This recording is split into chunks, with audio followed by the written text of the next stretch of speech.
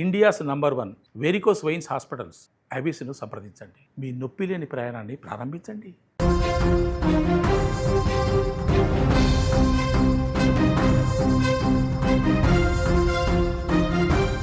Big breaking news చూస్తున్నాం. సిగాచి పరిశ్రమ పేలుడు ఘటన హృదయ విదారకం. తెలంగాణలోని అతిపెద్ద ప్రమాద ఘటనలో ఒకటిగా నిలిచింది. అంతకంతకు మృతుల సంఖ్య పెరుగుతూనే ఉంది. ప్రమాదంలో ఇప్పటి వరకు మనకు అందిన సమాచారం 42 మంది చనిపోయారు. మరొక 35 మంది వరకు తీవ్ర గాయాలతో ఆసుపత్రిలో చికిత్స పొందుతున్నారు. 42 మందిలో కేవలం 6 మృతదేహాలు మాత్రమే గుర్తించారు. ఇక పూర్తిగా కాలిపోయిన కార్మికుల మృతదేహాలకు సంబంధించి ఇంకా సమాచారం రావాల్సి ఉంది. 15 మంది కార్మికుల ఆచూకీ ఇంకా లభించలేదు. శిథిలాల కింద ఇంకా మృతదేహాలు బయటపడుతూనే ఉన్నాయి. మృతుల సంఖ్య మరింత పెరిగే అవకాశం ఉన్నట్టుగా సమాచారం వస్తోంది. మృతుల కుటుంబాలకు కేంద్రం 2 లక్షల రూపాయల పరిహారం ప్రకటించింది. గాయపడ్డ వాళ్లకు 50,000 రూపాయలు ప్రకటించిన పరిస్థితి. ఈ ప్రమాదం మీద ముఖ్యమంత్రి రేవంత్ రెడ్డి తీవ్ర దిగ్భ్రాంతి వ్యక్తం చేశారు. ప్రమాద స్థలానికి సీఎం వస్తున్నారు. ఆసుపత్రిలో చికిత్స పొందుతున్నటువంటి కార్మికుల కుటుంబాలు కూడా పరామర్శించబోతున్నారు. ప్రమాద తీవ్రత ఎంత దారుణంగా ఉందో స్క్రీన్ మీద విజువల్స్ చూస్తుంటే మీకు అర్థమవుతోంది. పేలుడు తర్వాత అక్కడ పూర్తిగా ఆ బిల్డింగ్ కూడా ఏ విధంగా ధ్వంసం అయిపోయింది, పక్కన ఉన్న బిల్డింగ్ ఏ విధంగా బీటలు వారినటువంటి పరిస్థితుందో చాలా స్పష్టంగా విజువల్స్లో మనం చూస్తున్నాం. ప్రమాద ఘటన తర్వాత వెంటనే అక్కడ ఎన్డీఆర్ఎఫ్, హైడ్రా, అక్కడ అగ్నిమాపక సిబ్బంది చేరుకునే సహాయక కార్యక్రమాలు చేస్తున్నటువంటి పరిస్థితి ఉంది. ప్రమాదం జరిగిన తర్వాత కొన్ని గంటల వరకు కూడా మంటలు ఇంకా అక్కడ అంటుకునే ఉన్నాయంటే మంటలు ఎంతవరకు కూడా తగ్గుముఖం పట్టడం లేదంటే ఆ ప్రమాదం ఏ స్థాయిలో జరిగిందో చాలా స్పష్టంగా ఇక్కడ మనకు కనిపిస్తోంది. సంగారెడ్డి జిల్లా పాషమైలారం సిగాచి రసాయన పరిశ్రమ పేలుడు ఘటన మాటలకు అందనటువంటి విషాదాన్ని నింపుతోంది. అతిపెద్ద ప్రమాద ఘటనల్లో తెలంగాణలో ఇప్పటి వరకు జరిగినటువంటి ప్రమాదాల్లో ఇది కూడా ఒక పెద్ద ప్రమాదంగా నిలిచిపోయినటువంటి పరిస్థితి. ఒకరు కాదు, ఇద్దరు కాదు, అక్కడ ఇప్పటి వరకు చనిపోయిన వాళ్ళ సంఖ్య 42గా తెలుస్తోంది. ఇంకా శిథిలాల కింద తీస్తూ ఉన్నారు. ఇంకా కొన్ని మృతదేహాలు బయటకు వస్తూ ఉన్నాయి. ఆసుపత్రుల్లో ఇంకా చాలామంది చికిత్స పొందుతూనే ఉన్నారు. ప్రాణాలతో కొట్టుమిట్టాడుతున్నటువంటి పరిస్థితి. ఇంట్లో భార్య పిల్లలకు కంపెనీకి వెళ్ళి వస్తానని చెప్పి తిరిగి రాని లోకాలకు వెళ్ళిపోయారు. మరో 35 మంది ప్రాణాలతో ఇంకా ఆసుపత్రుల్లో పోరాడుతూ ఉన్నారంటే ఈ ప్రమాదం తాలూకు విషాదం ఏ స్థాయిలో ఉందో అర్థం చేసుకోవచ్చు. 24 మందికి సంబంధించిన డీటెయిల్స్ ఇంకా తెలియట్లేదు. ఇంకా మా కుటుంబ సభ్యులు కనిపించట్లేదు, మా కుటుంబ సభ్యుల జాడ తెలియట్లేదు, మా కుటుంబ సభ్యులు అసలు ఎక్కడ ఉన్నారో తెలియట్లేదంటూ 24 మంది కుటుంబాలకు సంబంధించిన సభ్యులు ఆసుపత్రుల దగ్గర, ఆ రసాయన పరిశ్రమ దగ్గర పడిగాపులు పడుతూ అక్కడ విషాదంతో పూర్తిగా నేల మీద కూర్చుని రోధిస్తున్నారంటే ఎంత దారుణమైనటువంటి ఒక విషాద ఘటన అనేది ఆ సన్నివేశం చూస్తే అర్థమవుతుంది. కొన్ని గంటల్లో సహాయక కార్యక్రమాలు కూడా అక్కడ జరుగుతున్నటువంటి పరిస్థితి. ఈ చర్యలు పూర్తయితే మిగిలిన కార్మికుల ఆచూకీ కూడా క్లారిటీ వచ్చే అవకాశం ఉంది. హృదయ విదారకమైనటువంటి మరొక విషయం ఏంటంటే చనిపోయిన 42 మందిలో 6 మాత్రమే ఇప్పుడు గుర్తుపట్టారు. మిగిలిన వారిని గుర్తుపట్టాలంటే DNA టెస్ట్ చేయాల్సిందే. మృతుల్లో ఎక్కువగా తమిళనాడు, యూపీ, బీహార్, జార్ఖండ్ వాసులే ఉన్నట్టుగా తెలుస్తోంది. ఈ ప్రమాదం నుంచి 57 మంది క్షేమంగా బయటపడ్డారు. ప్రమాద ఘటన బాధితుల చికిత్స పర్యవేక్షణ కోసం ప్రభుత్వం ప్రత్యేకంగా కొంతమంది అధికారులను కూడా నియమించింది. బాధితుల ఆరోగ్య పరిస్థితిని అధికారులు ఎప్పటికప్పుడు పర్యవేక్షిస్తున్నారు. వివిధ ఆసుపత్రుల్లో చికిత్స పొందుతున్న వాళ్ళ ఆరోగ్య పరిస్థితిని 3 అధికారులు ఎప్పటికప్పుడు మానిటరింగ్ చేస్తూ ఉన్నారు. ఒక కంట్రోల్ రూమ్ కూడా ఏర్పాటు చేశారు సంగారెడ్డి కలెక్టరేట్లో. ఆ కంట్రోల్ రూమ్కి బాధితులు వస్తూ ఉన్నారు. అక్కడ మా భర్తకు సంబంధించిన సమాచారం, మా తండ్రికి సంబంధించిన సమాచారం, మా బాబాయికి సంబంధించిన సమాచారం అంటూ కుటుంబ సభ్యులకు సంబంధించి వాళ్ళు ఆ కంట్రోల్ రూమ్కి ఫోన్లు చేసి ఏడుస్తూ ఉన్నారంటే పరిస్థితి ఎంత భయానకంగా ఉందో, ఎంత భీతావాహం ఈ అలజడి సృష్టించిందనేది కూడా అర్థమవుతుంది. అక్కడ ఆ కలెక్టరేట్కి బాధితులు ఫోన్లు చేయటమే కాదు, నేరుగా కలెక్టరేట్కి వచ్చి మాకు సాయం చేయండి, మా కుటుంబ సభ్యులకు సంబంధించిన సమాచారం తెలియట్లేదు, మా డాడీ ఆ ప్రమాదంలో చిక్కుకున్నాడా లేదా మాకు చెప్పండి ప్లీజ్ సార్ అంటూ చిన్న చిన్న పిల్లలు కంటతడి పెట్టుకుంటూ, ముఖ్యంగా మహిళలు తమ భర్తలు కోల్పోయినటువంటి మహిళలు కన్నీళ్లు పెట్టుకుంటూ రోధిస్తుంటే ఎంతటి విషాదం ఈ ఘటన మిగిల్చిందనేది అర్థమవుతుంది. ఎప్పుడైతే ఈ ప్రమాదం జరిగిందో ఆ ప్రమాదం ఒక పెను విషాదాన్ని మిగిల్చినటువంటి పరిస్థితి. ఆ ఫ్యాక్టరీ గత కొన్ని సంవత్సరాలుగా నడుస్తుంది. సిగాచి పరిశ్రమ గుజరాత్ కేంద్రంగా నడుస్తుంది. మహారాష్ట్రలో సిగాచి పరిశ్రమలు ఉన్నాయి, అలాగే తెలంగాణలో ఉన్నాయి. పాషమైలారంలో ఉదయం షిఫ్ట్ ప్రారంభమైన తర్వాత కొద్దిసేపటికే ఈ పేలుడు సంభవించింది. ఈ పేలుడు ధాటికి 100 మీటర్ల అవతలికి కార్మికులు ఎగిరిపడ్డారంటే 700 నుంచి 800 డిగ్రీల ఉష్ణోగ్రత ఆ ప్రమాద సమయంలో కనిపించిందంటే ఎంత దారుణమైనటువంటి మంటలు వ్యాపించాయి. ఆ మంటల్లో కాలిపోయారు కార్మికులు. గుర్తుపట్టలేని విధంగా కొంతమంది కార్మికులు కనిపించారు. వాళ్ళ మృతదేహాలు పలానా కుటుంబానికి సంబంధించిన వ్యక్తి అని తెలియాలంటే ఎవరికి కూడా అంతు పట్టట్లేదు. డిఎన్ఏ టెస్ట్ చేయాల్సిందే. పూర్తిగా కాలిపోయిన మృతదేహాలు కనిపెట్టాలంటే డిఎన్ఏ పరీక్ష చేయాల్సిందే. కుటుంబ సభ్యుల నుంచి డిఎన్ఏ తీసుకుంటా ఉన్నారు, డిఎన్ఏ పరీక్షలు చేస్తూ ఉన్నారు. ఇప్పటి వరకు 42 మంది చనిపోతే అందులో నుంచి కేవలం 6 మృతదేహాలు మాత్రమే కుటుంబ సభ్యులకి అప్పగించిన పరిస్థితి ఉందంటే ఎంతటి పెను విషాదం, ఎంతటి ఘోరమైనటువంటి ప్రమాదంగా ఇది చూడాల్సినటువంటి అవసరం ఉంది. ముఖ్యంగా ఈ ప్రమాదం జరిగినప్పుడు ఈ కంపెనీకి సంబంధించిన వైస్ ప్రెసిడెంట్ ఎలెన్ గోవన్, అతను కూడా ప్రస్తుతం ఆ టైంలో ఆ పరిశ్రమలోనే ఉన్నాడు. అతను క్వాలిటీ కంట్రోల్ డిపార్ట్మెంట్ నుంచి కిందకి దిగుతున్నటువంటి సమయంలో ఒక్కసారిగా పేలుడు జరిగింది. అతను 100 మీటర్ల అవతలికి ఎగిరిపడ్డాడు, మంటల్లో కాలిపోయాడు. అతనికి సంబంధించిన కారు కూడా పూర్తిగా ధ్వంసం అయిపోయింది, కాలిపోయినటువంటి పరిస్థితి ఉంది. ఆ కారు పూర్తిగా అసలు గుర్తుపట్టలేని విధంగా ఆ కారు కాలిపోయింది. అంటే అక్కడ ప్రమాదం ఏ స్థాయిలో జరిగింది, అక్కడ మంటలు ఏ విధంగా వ్యాపించాయి, ఎంత ఉష్ణోగ్రత ఆ సమయంలో నమోదైందనేది చాలా క్లియర్గా అర్థమవుతోంది. ఈ ధాటికి ఆ శబ్దం దాదాపు 2 కిలోమీటర్ల అవతల వరకు కూడా ఆ సౌండ్ అనేది వినిపించింది. చుట్టుపక్కల ఉన్నటువంటి స్థానికులు, రోడ్ల మీద పోయేటువంటి వాళ్ళు, ఆ పరిశ్రమల చుట్టుపక్కల ఉన్న వాళ్ళ కార్మికులు అందరూ కూడా హుటాహుటిన పరిగెత్తుకుంటూ వచ్చారు. ఏం జరిగింది, ఇంత పెద్ద బ్లాస్ట్ ఎందుకు జరిగింది, అతి పెద్ద ప్రమాదం జరిగిందని అప్పటి వరకు వాళ్ళకి తెలియదు. పనిచేస్తున్న కార్మికులు పని చేస్తూనే మంటల్లో కాలిపోయారంటే ఎంత దారుణం. చాలా ఒక పెను విషాదం, మాటలకు అందనటువంటి విషాదం. ఈ సమాచారం కుటుంబ సభ్యులకు తెలిసిన వెంటనే వాళ్ళు హుటాహుటిన ఆ పరిశ్రమ దగ్గరికి వచ్చారు, రోధిస్తున్నటువంటి పరిస్థితి.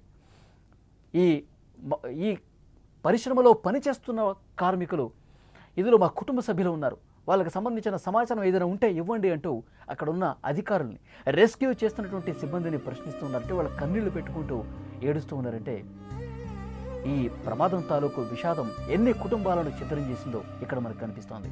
విజువల్స్లో మీరు చూస్తూ ఉన్నారు. అక్కడ రెస్క్యూ ఇంకా జరుగుతూనే ఉంది. ఎన్డీఆర్ఎఫ్ బృందాలు పనిచేస్తూ ఉన్నాయి. క్రేన్ల సాయంతో అక్కడ పూర్తిగా తెగిపడ్డటువంటి భవన శిథిలాలను కూడా తొలగిస్తూ ఉన్నారు. పూర్తిగా పైప్ లైన్లు, షెడ్లు అన్నీ కూడా బలమైనటువంటి పైప్ లైన్లు, బీమ్స్ కూడా నేల కొరిగిపోయినాయి. అంటే తునాతునకలు అయిపోయినాయి. అంటే ఎంత భారీ శబ్దంతో, ఎంత భారీ పేలుడు అక్కడ సంభవించిందో మనం చూస్తున్నాం. పెద్ద పెద్ద క్రేన్లతో అక్కడ శిథిలాలన్నీ కూడా తొలగిస్తూ ఉన్నారు. పూర్తిగా మంటల్లో కాలిపోయి శిథిలాల కింద కూరుకుపోయినటువంటి మృతదేహాలు కూడా కొన్ని ఉన్నాయి. వాటిని వెలికి తీస్తూ ఉన్నారు. ఇంకా 3-4 గంటల పాటు ఈ రెస్క్యూ జరుగుతుంది. శిథిలాల తొలగింపు కార్యక్రమం అనేది జరుగుతుందని అధికారులు చెప్తూ ఉన్నారు. ఎన్డీఆర్ఎఫ్ సిబ్బంది, హైడ్రా సిబ్బంది, అలాగే అక్కడ అగ్నిమాపక సిబ్బంది, వీళ్ళందరూ కూడా రెస్క్యూ చేస్తూ ఉన్నారు. ఇంకా మంటలు ఏ స్థాయిలో ఉన్నాయంటే ఆ మంటల ధాటికి అన్నీ కూడా కరిగిపోయినాయి పైపులు. అంత పెద్ద మంటలు, భయంకరమైనటువంటి మంటల్లో ఆ పరిశ్రమ, ఆ తయారీ కేంద్రం, ఆ యూనిట్, ఆ బ్లాక్ మొత్తం కూడా శిథిలమైపోయింది, కాలి బూడిదైపోయినటువంటి పరిస్థితి ఉంది. అంతటి ఉష్ణోగ్రతలో మృతదేహాలు కాలిపోయాయి. కాబట్టి ఒకవైపు ఆ రసాయనాలు, అక్కడ ఉన్నటువంటి రసాయనాలు, అక్కడ కాలిపోయినటువంటి మృతదేహాలు, వీటన్నిటినీ కూడా పూర్తిగా ముక్కుపుటాలు అదిరిపోయి కనీసం నిలబడలేనటువంటి పరిస్థితి, అంత వాసన వస్తుంది అక్కడ. అక్కడే బృందాలన్నీ కూడా పూర్తిగా తమ శాయశక్తుల ప్రయత్నం చేస్తూ క్రేన్లు తీసుకొస్తూ శిథిలాలు తొలగిస్తూ ఉన్నారు. పెద్ద పెద్ద ఇనుప గడ్డర్లు, ఇనుప సంబంధించినటువంటి ఆ రాడ్లన్నీ కూడా తొలగిస్తున్నారు. పూర్తిగా కూలిపోయినటువంటి ఆ గోడలు, శిథిలాలు అన్నీ కూడా పక్కకు జరిపి, ఇంకా లోపల ఎవరైనా కూరుకుపోయి ఉన్నారా, ఇంకా శిథిలాలు చిక్కుకుపోయి ఉన్నారా? ఎందుకంటే నిన్న ప్రమాదం జరిగిన దగ్గర నుంచి ఈ రెస్క్యూ చేస్తున్న కొద్దీ ఒక్కొక్క మృతదేహం బయటపడతా ఉంది. ఇప్పటికే 6 మృతదేహాలు శిథిలాల లోపల నుంచి వెలికి తీశారంటే ఎంత దారుణమైనటువంటి పరిస్థితిలో ఈ ప్రమాదం జరిగిందనేది కూడా కనిపిస్తోంది. విజువల్స్లో మనం చూస్తున్నాం. ఒక డ్రోన్ షాట్ మీరు చూస్తూ ఉన్నారు పైనుంచి. పూర్తిగా ఆ భవనం ఏ విధంగా కుప్పకూలిపోయిందో, మంటల్లో కాలిపోయిందో, అసలు గుర్తుపట్టలేని స్థాయిలో ఆ పరిశ్రమకు తాలూకు ఆ తయారీ కేంద్రం అనేది శిథిలమైపోయిందో, ధ్వంసమైపోయిందో మీరు విజువల్స్లో చూస్తున్నారు. క్రేన్ల సాయంతో పూర్తిగా అక్కడ రెస్క్యూ జరుగుతున్నటువంటి పరిస్థితి చాలా స్పష్టంగా మీరు చూస్తూ ఉన్నారు. సంగారెడ్డి కలెక్టరేట్లో ఒక కంట్రోల్ రూమ్ కూడా ఏర్పాటు చేశారు. పాషా మైలారం ప్రమాద ఘటనకు సంబంధించి మృతుల కుటుంబ సభ్యుల సమాచారం కోసం ఆ కంట్రోల్ రూమ్కి ఫోన్ చేయండి, ఏదైనా ఇబ్బంది ఉన్నా, మీకు ఏదైనా సమాచారం కావాలన్నా అధికారులు మీకు సమాచారం అందజేస్తారు అంటూ ఒక కంట్రోల్ రూమ్ కూడా ఏర్పాటు చేసిన పరిస్థితుంది. ఎన్ని మృతదేహాలు వెలికి తీశారు, అసలు ప్రమాదం జరిగిన సందర్భంలో ఎంతమంది కార్మికులు అక్కడ పనిచేస్తున్నారు, ఎంతమంది మృతదేహాలు ఇప్పటి వరకు వెలికి తీశారు. ఆసుపత్రుల్లో చికిత్స పొందుతున్న వాళ్ళు ఎవరు, వాళ్ళకి సంబంధించిన డీటెయిల్స్ ఏంటి, ఇంకా గుర్తుపట్టకుండా కాలిపోయినటువంటి మృతదేహాలకు సంబంధించి ఎన్ని DNA టెస్టులు పూర్తయ్యాయి, ఇంకా ఎన్ని చేయాల్సి ఉంది, వీటన్నింటికి సంబంధించిన సమాచారం అధికారులు ఆ కంట్రోల్ రూమ్ కూడా చేరవేస్తున్నటువంటి పరిస్థితి ఉంది. తెలంగాణలో ఇప్పటి వరకు జరిగినటువంటి అతిపెద్ద ఘోర ప్రమాదాల్లో ఇది కూడా ఒకటి నిలిచిందంటే ఎంత దారుణమైనటువంటి పరిస్థితులు అక్కడ ఉన్నాయో అర్థమవుతోంది. ఒక కెమికల్ పరిశ్రమలో ఒక రియాక్టర్ పేలుడుతో 700 నుంచి 800 డిగ్రీల ఉష్ణోగ్రతతో పెద్ద ఎత్తున మంటలు, ఒక బ్లాస్ట్ జరిగి చాలా కుటుంబాలను చిత్రం చేసింది. ఇప్పటి వరకు మనకు అందుతున్న సమాచారం 42 మంది చనిపోయారు. ఇంకా 14-15 మంది చావు బతుకుల మధ్య కొట్టుమిట్టాడుతున్నారు. ఇంకొంతమంది తీవ్ర గాయాలతో వాళ్ళు ఆసుపత్రుల్లో చికిత్స పొందుతున్నారు. ఇప్పటికే ముఖ్యమంత్రి రేవంత్ రెడ్డి స్పందించారు, మంత్రులు స్పందించారు, ఘటనా స్థలానికి వెళ్ళి పరిశీలించారు. బాధితులకు మెరుగైన ఎవరైతే క్షతగాత్రులు ఉన్నారో వాళ్ళకి మెరుగైన వైద్యం అందించేందుకు హుటాహుటిన చర్యలు తీసుకుంటున్న పరిస్థితి. మరికొద్దిసేపట్లో ముఖ్యమంత్రి అక్కడికి వెళ్ళి ప్రమాద ఘటన దగ్గర జరిగినటువంటి ఆ పరిస్థితులు కూడా పూర్తిగా పరిశీలించబోతున్నారు. ఒక కమిటీని ఇప్పటికే ఫామ్ చేశారు. ఆ కమిటీ ఇలాంటి పరిశ్రమల్లో పేలుడుకు జరిగితే, ఇలాంటి పరిశ్రమల్లో ఇలాంటి ప్రమాదాలను అరికట్టడం కోసం ఎలాంటి చర్యలు తీసుకోవాల్సినటువంటి అవసరం ఉంది, ఎప్పటికప్పుడు పరిశ్రమల్లో భద్రతా పరంగా చర్యలు ఏ విధంగా తీసుకుంటే బాగుంటుంది, ఇలాంటి ప్రమాదాల నివారణకు ఇంకా ఎంత కఠినంగా వ్యవహరించాలి, వీటన్నింటికి సంబంధించి పర్యవేక్షించడానికి ఒక కమిటీని కూడా ఫామ్ చేసినటువంటి పరిస్థితి. ఇటు మిగతా పార్టీలకు సంబంధించిన నాయకులు కూడా అక్కడ బాధిత కుటుంబాల దగ్గరికి వెళ్ళి కలుస్తూ ఉన్నారు, పరామర్శిస్తూ ఉన్నారు. ఆ కుటుంబాలకు అండగా ఉంటుంది ఈ ప్రభుత్వం, మా పార్టీ అండగా ఉంటుందంటూ వాళ్ళకు భరోసా ఇచ్చే ప్రయత్నం చేస్తున్నారు. ఇప్పటికే కేంద్రం కూడా కొంత సాయం చేసింది. మృతుల కుటుంబాలకు 2 లక్షల రూపాయలు ఎక్స్గ్రేషియా ఇచ్చారు. 50,000 రూపాయలు ఎవరైతే గాయాలతో బాధపడుతున్నారో ఆ కుటుంబానికి అందజేసినటువంటి పరిస్థితి ఉంది. విజువల్స్లో మీరు చూస్తున్నారు, ఒక భయానకం. ఎందుకంటే రసాయన పరిశ్రమల్లో పేలుళ్ళు గతంలో కూడా మనం చాలా చూసాం. జీడిమెట్ల కావచ్చు, తర్వాత బాచుపల్లి కావచ్చు, పాషమైలారం ఇలాంటి ప్రాంతాల్లో, పారిశ్రామిక వాడల్లో రియాక్టర్లు పేలి చనిపోయిన సందర్భాలు గతంలో కూడా జరిగినాయి. కానీ ఇది ఒక పెను విపత్తు, పెను విషాదం, ఒక భయంకరమైనటువంటి పేలుడు జరిగింది.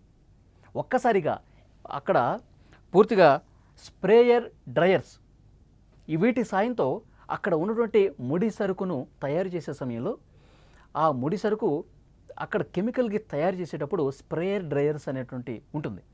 సో దాని ద్వారానే వీళ్ళు ఈ పరిశ్రమలో ఈ పౌడర్ను తయారు చేస్తారు.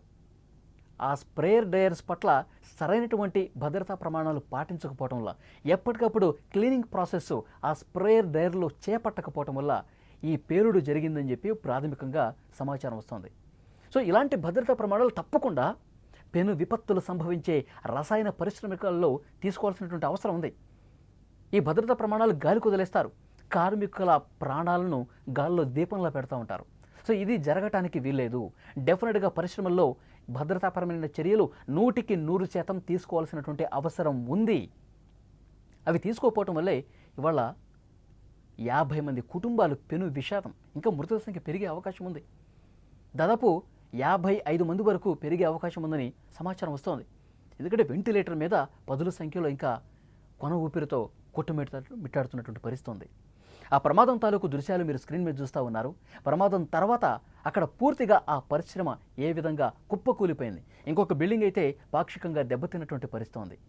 1 కిలోమీటర్ వరకు, 2 కిలోమీటర్ల వరకు దాదాపు ఆ పేలుడు సౌండ్ వచ్చిందంటే, ఆ మంటలకు సంబంధించి ఎగసిపడుతున్నటువంటి దృశ్యం కనిపించిందంటే ఎంత భయంకరమైనటువంటి ఒక భీతావహ వాతావరణం ఆ ప్రమాదం క్రియేట్ చేసిందనేది అర్థమవుతుంది. ఇంకా రెస్క్యూ జరుగుతూనే ఉంది. ఇంకో 2-3 గంటల పాటు ఈ రెస్క్యూ జరిగే అవకాశం ఉన్నట్టుగా తెలుస్తోంది. మరికొన్ని కుటుంబాలకు సంబంధించినటువంటి సమాచారం కూడా బయటకు రాబోతోంది. ఎందుకంటే శిథిలాల కింద చాలామంది ఇంకా చిక్కుకుపోయి ఉన్నారు. ఇప్పటికే 6 శిథిలాల నుంచి బయటకు తీశారు. ఇంకొంతమందిని కూడా బయటపడే అవకాశం ఉంది. ఎందుకంటే క్లైమాక్స్కు చేరుకుంది. క్రేన్ల సాయంతో ఆ శిథిలాలన్నీ తొలగిస్తూ ఉన్నారు. సో మరికొంతమంది బయటపడే అవకాశం ఉన్నట్టు తెలుసు. ఎందుకంటే ఈ ప్రమాదం జరిగినప్పుడు 108 మంది కార్మికులు ఆ స్పాట్లో పనిచేస్తూ ఉన్నారంట. చాలామంది బయట ఉండి ప్రాణాలు దక్కించుకున్నారు. ఇప్పటి వరకు 55 మంది, 42 మంది చనిపోయారు. ఇంకా 13 మంది ప్రాణాలతో కొట్టుమిట్టాడుతున్నారు. వాళ్ళకి సంబంధించి ఎప్పుడు ఏమైనా జరగవచ్చు అని చెప్పి వైద్యుల నుంచి సమాచారం వస్తుంది. సో ఇక్కడ జార్ఖండ్ నుంచి, తర్వాత ఉత్తరప్రదేశ్ నుంచి, బీహార్ నుంచి వాళ్ళ కుటుంబ సభ్యులు కూడా హుటాహుటిన తరలి వస్తున్నారు ఇక్కడికి. ఏమైంది మా అబ్బాయికి, ఏమైంది నా భర్తకి, ఏమైంది? మా కుటుంబ సభ్యుడు, మా బాబాయికి, ఇట్లా అందరూ కూడా కార్మికులు ఇతర రాష్ట్రాలకు సంబంధించిన వాళ్ళే పొట్ట చేత పట్టుకొని ఇక్కడ పరిశ్రమల్లో పనిచేస్తూ ప్రమాదకరమైనటువంటి పరిస్థితుల్లో పనిచేస్తూ వాళ్ళ కుటుంబాలకు డబ్బులు పంపిస్తున్న కుటుంబాలు చాలామంది ఉన్నారు. సో వాళ్ళ ప్రాణాలు గాల్లో కలిసిపోయి మంటల్లో కలిసిపోయినటువంటి పరిస్థితి ఉంది. చాలా కుటుంబాలు పూర్తిగా తీవ్ర విషాదంలో మునిగిపోయిన పరిస్థితి. మా కుటుంబ పెద్ద చనిపోయాడు, ఇక మాకు దిక్కెవరు, మేము ఏం చేసి మా కుటుంబాలను ఇంకా పోషించుకోవాలంటూ కన్నీళ్లు పెట్టుకుంటూ అక్కడికి వస్తున్నటువంటి అధికారులు కాళ్ళు పట్టుకొని ప్రాధేయపడుతున్నారంటే ఎంత దారుణంగా అక్కడ పరిస్థితి అనేది అర్థమవుతుంది. మరికొద్దిసేపట్లోనే ముఖ్యమంత్రి రేవంత్ రెడ్డి గారు అక్కడికి వెళ్తున్నారు. ప్రమాదం జరిగినటువంటి ఆ ఘటనా స్థలాన్ని పరిశీలించబోతున్నారు.